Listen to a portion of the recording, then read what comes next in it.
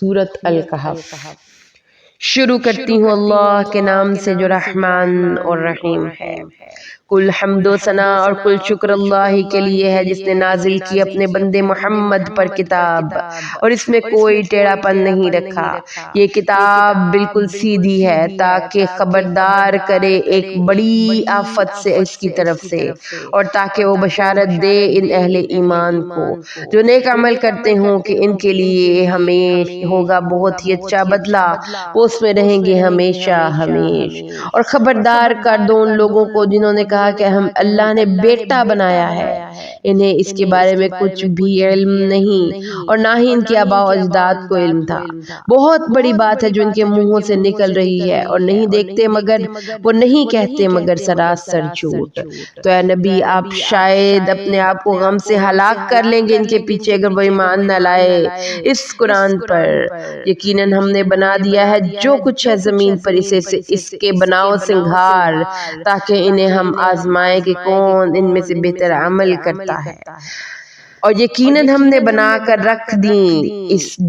دیں گے جو کچھ اس زمین میں ہے چٹیل میدان۔ کیا تم سمجھتے ہو کہ غار اور تختی والے اصحاب ہماری بہت عجیب نشانیوں میں سے تھے، جبکہ ان نوجوانوں نے غار میں پناہ لی اور انہوں نے کہا اے ہمارے رب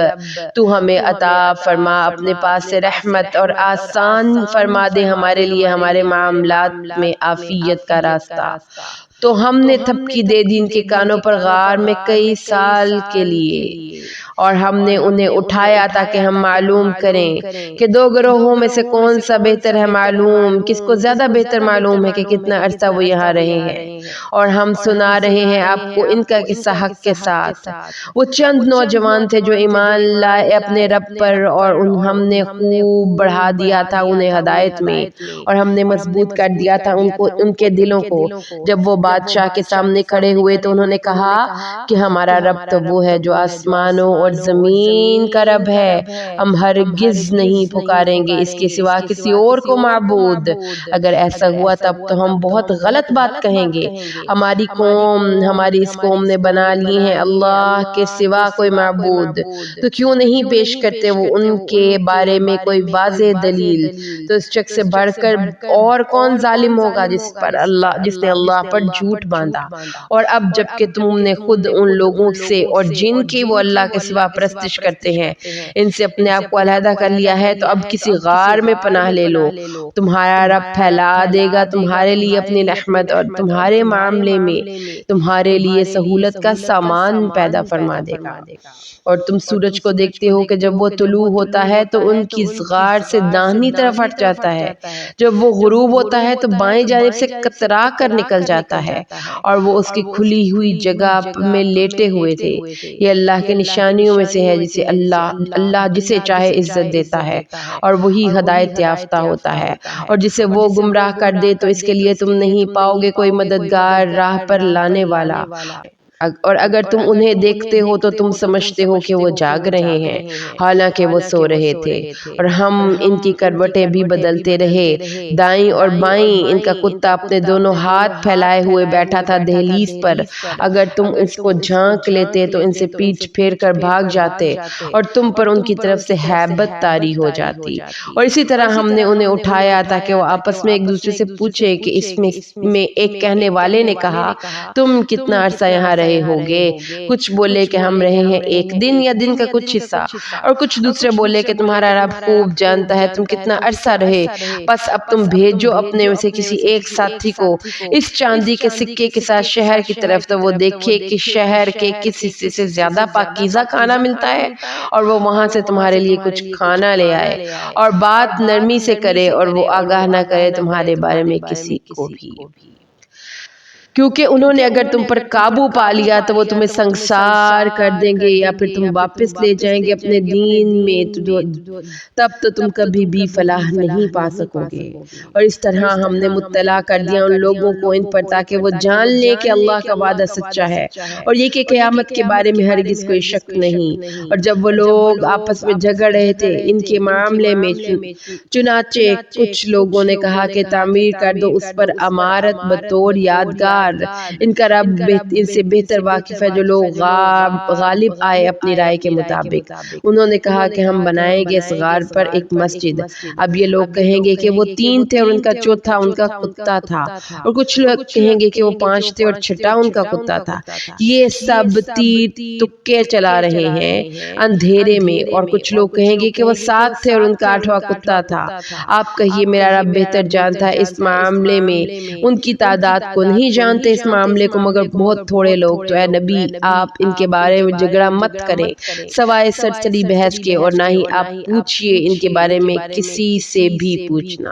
اور کسی چیز کے بارے میں یہ نہ کہا کریں کہ یہ کام میں کل ضرور کروں گا، مگر یہ کہ اللہ چاہے، اور اپنے رب کو یاد کر لیا کیجئے جب آپ بھول جائیں، اور کہیے ہو سکتا ہے میرا رب میری رہنمائی کر دے اس سے بہتر بھلائی کی طرف، اور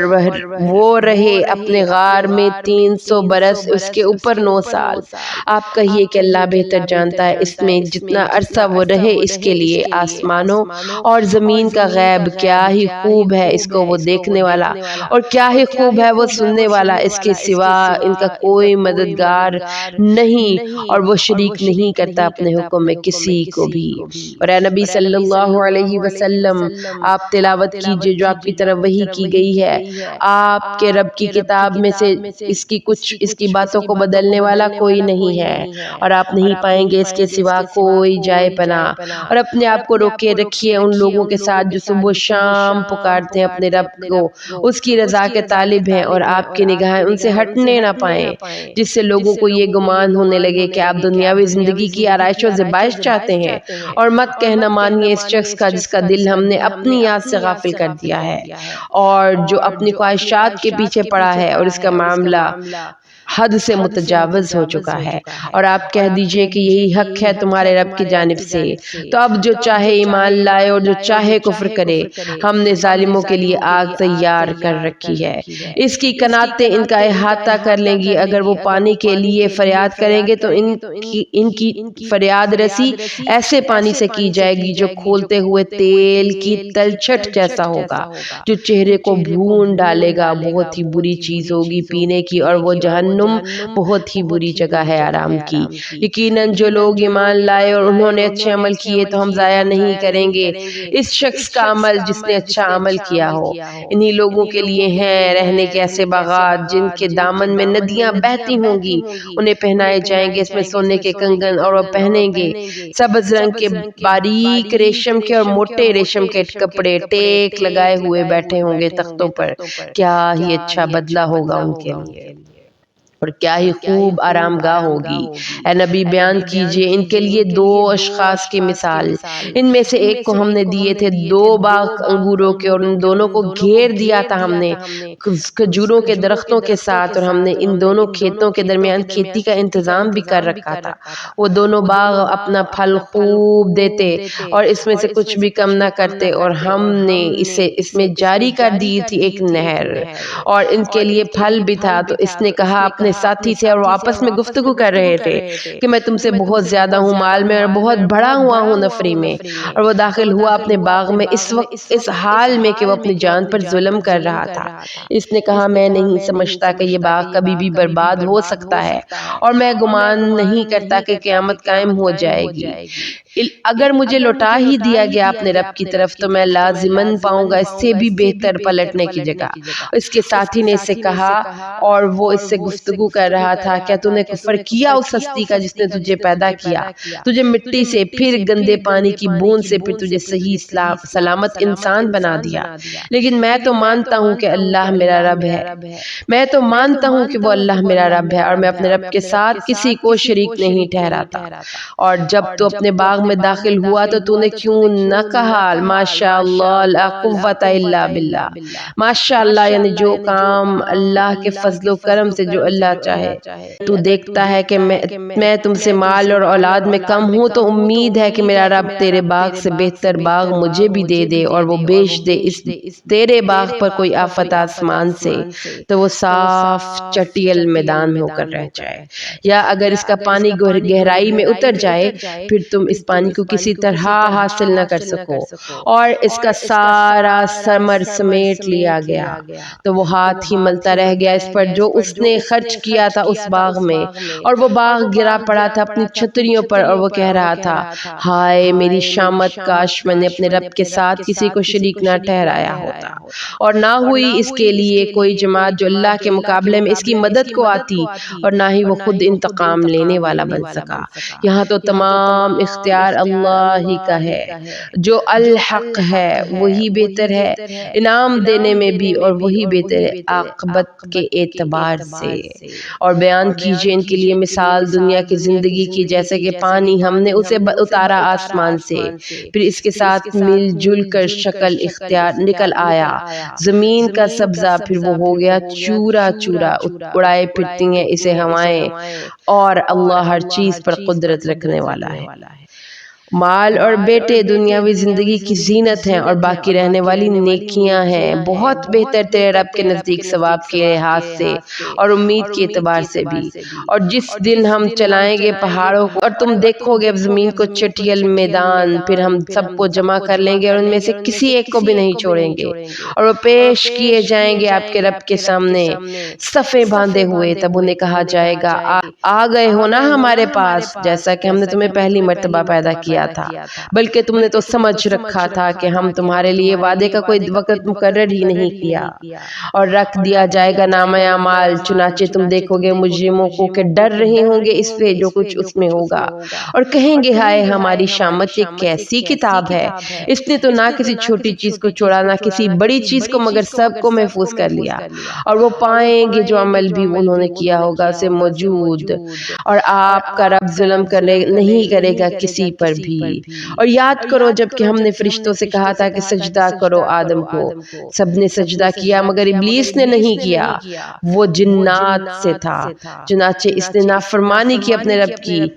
تو کیا تم بناتے ہو اسے اور اس کی اولاد کو دوست میرے سوا،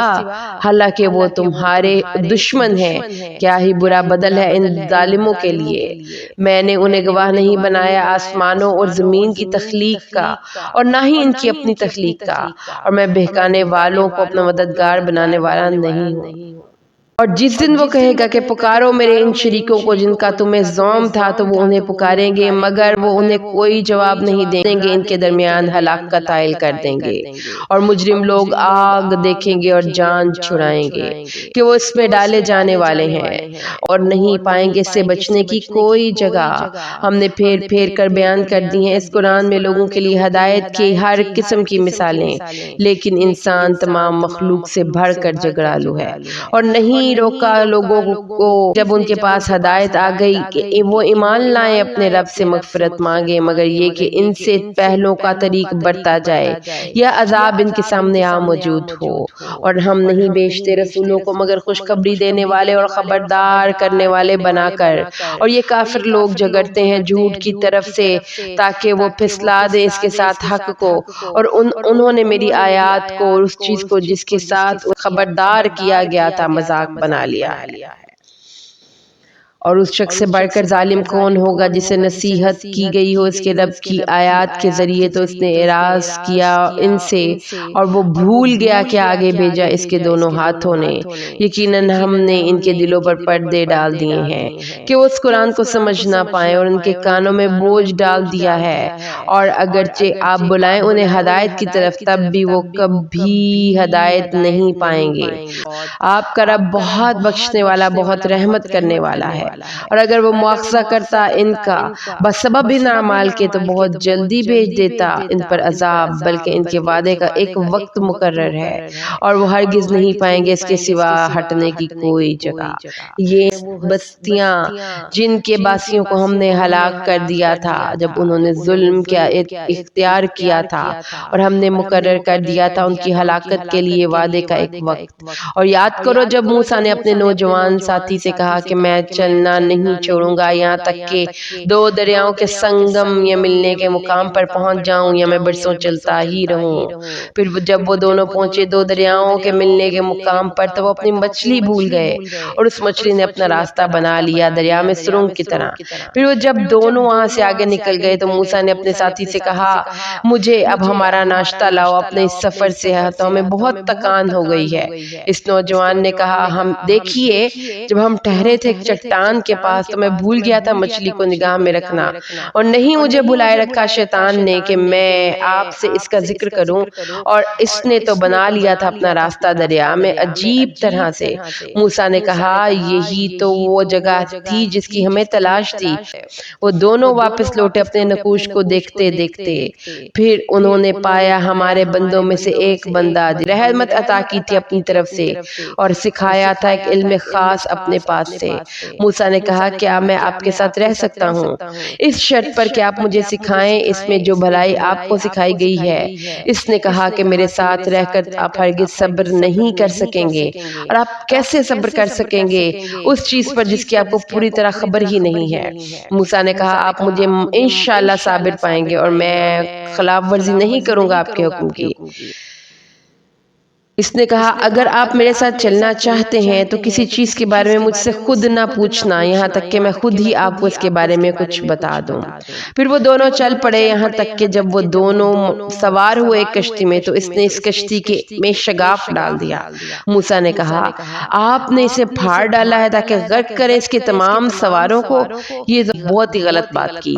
اس نے کہا میں نے کہا نہیں تھا کہ آپ میرے ساتھ صبر نہیں کر سکیں گے۔ موسیٰ نے کہا آپ مواخذہ نہ کیجیے میرے بھول جانے پر اور نہ ہی میرے معاملے میں مجھ پر کوئی سختی کیجیے۔ پھر وہ دونوں چل پڑے یہاں تک کہ ان کی ملاقات ہوئی ایک لڑکے سے تو اس نے اس کو قتل کر دیا۔ موسیٰ نے کہا آپ نے قتل کیا ہے ایک معصوم جان کو بغیر کسی جان کے بدلے، یہ تو آپ نے بہت ہی نامعقول حرکت کی ہے۔ خضر نے کہا کیا میں نے آپ سے کہا نہیں تھا کہ آپ میرے ساتھ صبر نہیں کر سکیں گے؟ موسیٰ نے کہا اگر میں آپ سے سوال کروں کسی چیز کے بارے میں اس کے بعد تو آپ مجھے اپنے ساتھ نہ رکھیے گا، آپ پہنچ چکے ہیں میری طرف سے حد عذر کو۔ پھر وہ دونوں چل پڑے یہاں تک کہ جب پہنچے ایک بستی کے لوگوں کے پاس تو انہوں نے کھانا مانگا بستی والوں سے تو انہوں نے انکار کر دیا ان دونوں کی مہمان نوازی سے، تو ان دونوں نے وہاں ایک دیوار دیکھی جو گرا چاہتی تھی تو اس خضر نے اسے سیدھا کر دیا۔ موسیٰ نے کہا اگر آپ چاہتے تو اس پر کچھ اجرت لے لیتے۔ اس نے کہا بس اب یہ جدائی کا وقت ہے میرے اور آپ کے درمیان، میں آپ کو بتائے دیتا ہوں اصل حقیقت ان چیزوں کی جن پر آپ صبر نہ کر سکے۔ جہاں تک اس کشتی کا معاملہ ہے تو وہ غریب لوگوں کی ملکیت تھی جو محنت کرتے تھے دریا میں، تو میں نے چاہا کہ اسے عیب دار کر دوں، اور ان کے آگے ایک بادشاہ تھا جو پکڑ رہا تھا ہر کشتی کو زبردستی۔ رہا وہ لڑکا تو اس کے والدین دونوں مومن تھے تو ہمیں خدشہ ہوا کہ وہ سرکشی اور ناشکری سے ان پر زیادتی کرے گا، پس ہم نے چاہا کہ ان دونوں کو بدلے میں دے ان کا رب اس سے بہتر اولاد پاکیزگی میں اور قریب تر شفقت میں۔ اور رہی وہ دیوار تو وہ شہر کے دو یتیم لڑکوں کی تھی اور اس کے نیچے خزانہ تھا ان دونوں کے لیے اور ان کا باپ نیک آدمی تھا، لہٰذا آپ کے رب نے چاہا کہ وہ دونوں اپنی جوانی کو پہنچ جائیں اور نکال لیں اپنا خزانہ۔ یہ سب امور آپ کے رب کی رحمت سے طے ہوئے تھے اور میں نے اپنی رائے سے انہیں سر انجام نہیں دیا۔